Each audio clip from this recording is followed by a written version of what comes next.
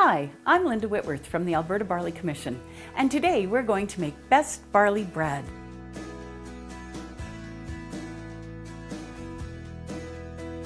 We're going to start with the ingredients: water, honey, yeast, barley flour, all-purpose flour, vegetable oil, lemon juice, and salt. Our water needs to be between 100 and 110 degrees Fahrenheit or 37 and 45 degrees Celsius. This is the correct temperature for your yeast to develop. We're at about 108 degrees here, so it's just perfect. Because I have a lot of ingredients, I'm using a larger bowl to mix my sponge, and we're going to add our honey. Yeast needs honey or sugar to help it develop. It needs the sweetness to feed off of in order to grow. I'm going to add 2 tablespoons of regular yeast. We'll sprinkle that in, give it a stir, and that yeast can feed off the sweetness of that honey. And now we'll just let that sit for 10 minutes for our sponge to develop.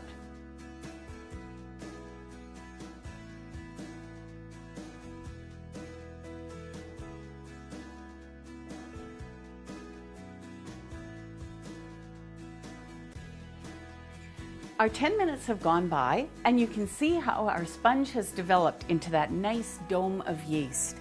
At this point, we're going to add 2 1/4 cups of barley flour. This is whole grain barley flour, which will give a really nice nutty flavor to our bread. We'll stir that in. Unfortunately, barley flour does not have quite enough gluten to develop with the yeast, so we'll use 6 3/4 cups of all-purpose flour in this recipe. We're going to add 2 cups right now, and stir this together so that it looks like a batter as opposed to a dough. It'll still be quite runny and a little bit lumpy, but that's the texture that you want. This just gives us a good starting place to work with the rest of our all-purpose flour. Now that we have this mixed together as a batter, I'm going to add 3 tablespoons of canola oil, 3 tablespoons of lemon juice, and this can be bottled lemon juice, fresh lemon juice, whatever kind of lemon juice you have available, 1 tablespoon of salt, and we will stir this in and then stir in as much of the balance of our flour as we can. Once it gets too stiff, we will knead in the rest of our 4 3/4 cups of flour. So that's 2 1/4 cups of whole grain barley flour, 2 cups of all-purpose flour to begin, our canola oil, lemon juice, and salt, and then the balance of our all-purpose flour. I think I'll be able to get this much flour stirred in, and then we'll turn it out on the counter to knead. So I'll move my equipment to the side here, throw a little bit of flour on my counter, pour my dough out here on the counter, and we'll knead in the balance of this flour for about 10 minutes. And you can see when you're kneading dough, it's a little messy to start. Always pull your dough from the far side, pull it towards you, and use the heel of your hand to get that good solid kneading action. This first little bit will be, as I said, incorporating our flour.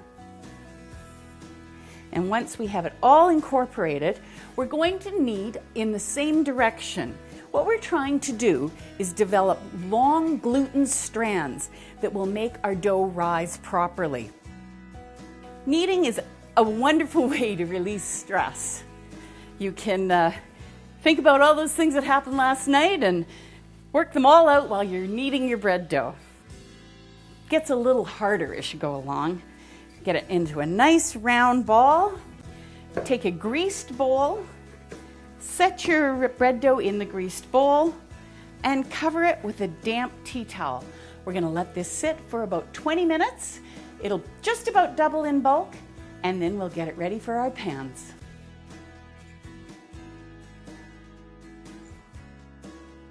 There we go, our 20 minutes are up, and you can see our bread dough has risen to about double in bulk. At this stage, we're going to pour it out onto our counter. Oh, look how nice and bubbly that is.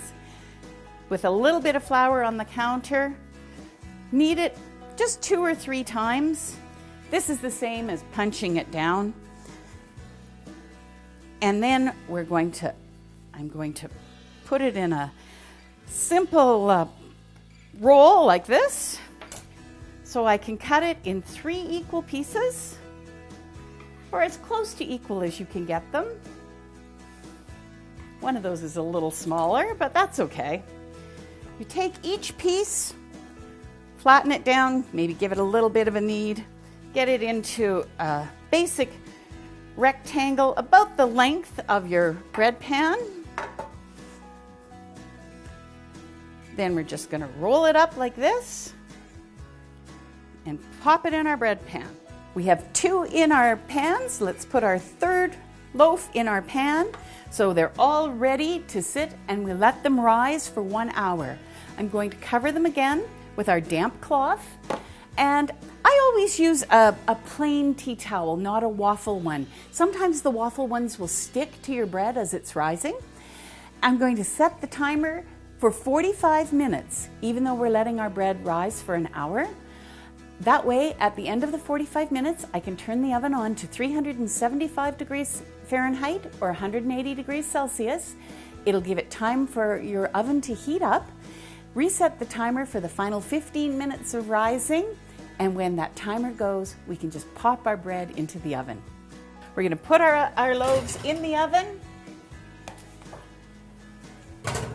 and set our timer for 25 minutes. We'll check them at 25 minutes.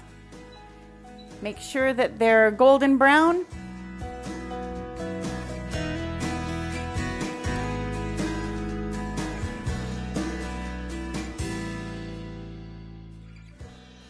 Our timer just went. We'll take a peek. It's 25 minutes. They're getting brown, but we'll give them 5 more minutes so they're a little more golden. There, we're at 30 minutes. We've left them in for that additional 5 minutes, and they're a beautiful golden brown. Now, to test your loaves, if you lift them and just knock on them with your hand, with your knuckles, you can get a nice hollow sound. Those are perfect. Tip them out onto the cooling racks so that they don't steam and get condensation and make the bottom of your loaves soggy.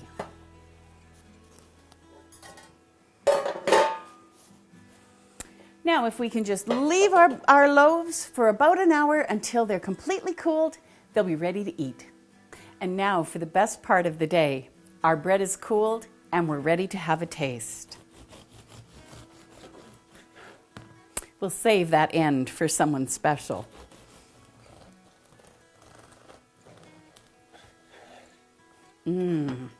Looks delicious. I like a little butter on my bread. This best barley bread has such a wonderful nutty flavor. Even the aroma smells so good. We'll see you next time at gobarley.com. Thanks. Delicious.